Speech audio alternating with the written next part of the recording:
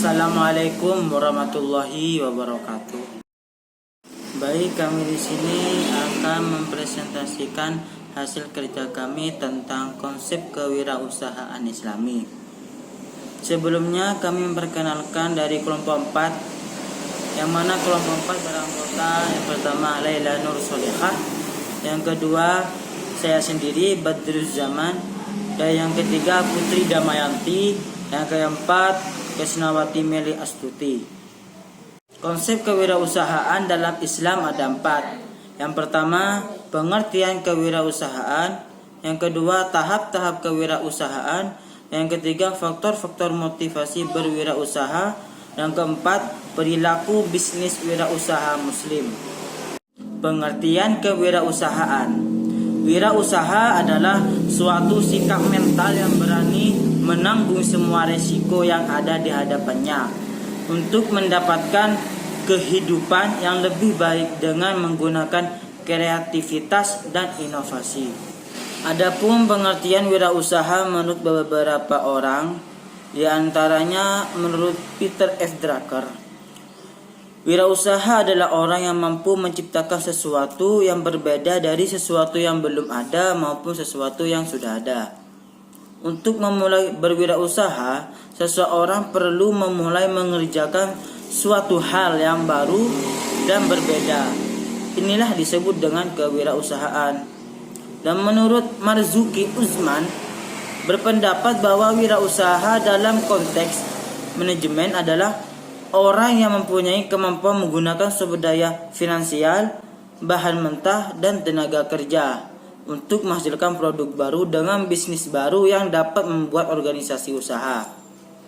Dan menurut Kasmir, wirausahawan atau entrepreneur sebagai orang yang berjiwa berani mengambil resiko untuk membuka usaha dalam berbagai kesempatan. Berjiwa berani mengambil resiko artinya bermental mandiri dan berani memulai usaha tanpa diliputi rasa takut atau cemas sekalipun dalam kondisi tidak pasti. Selanjutnya yaitu tahap-tahap kewirausahaan. Secara umum, tahap-tahap melakukan wirausaha ada 4. Yang pertama yaitu tahap memulai. Di tahapan ini, seseorang melakukan dan mempersiapkan segala sesuatu yang diperlukan. Di antaranya yaitu melihat peluang usaha, melakukan akuisisi, franchising, serta memilih usaha yang akan dilakukan. Yang kedua yaitu tahap melaksanakan usaha. Di tahap ini, wirausahawan mengelola berbagai aspek yang terkait dengan usahanya yang mencakup pembiayaan, sumber daya manusia, kepemilikan, organisasi, serta kepemimpinan yang meliputi bagaimana mengambil resiko dan lain-lain. Yang ketiga, mempertahankan usaha.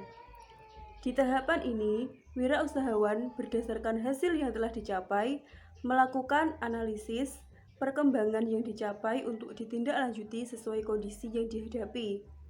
Dan yang keempat, mengembangkan usaha.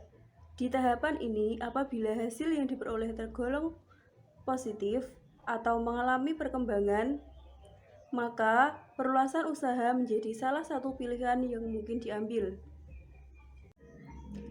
Dalam memulai usaha baru, kita harus mempelajari situasi pasar maupun keadaan industri yang akan dimasuki. Keadaan pasar tersebut mungkin telah dipenuhi oleh para pesaing lainnya, sehingga tidak mudah untuk dimasuki. Mungkin juga pasar yang dituju tersebut telah jenuh. Untuk itu, perlu sekali menganalisis situasi kekuatan-kekuatan pesaing yang ada di pasar dengan cermat. Faktor-faktor motivasi berwirausaha. Kompetensi yang harus dimiliki oleh wirausahawan seperti halnya profesi lain dalam kehidupan.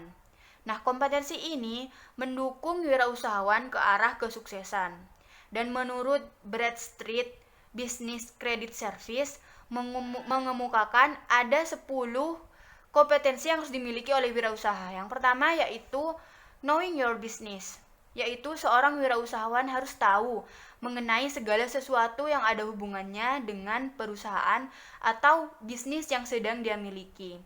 Yang kedua yaitu knowing the basic business management, yaitu seorang wirausahawan harus mengetahui segala sesuatu yang mengenai dasar-dasar pengelolaan bisnis, misalnya merancang usaha, mengorganisasi dan mengendalikan perusahaan, termasuk dapat memperhitungkan, memprediksi, mengadministrasikan, dan membukukan kegiatan-kegiatan usaha.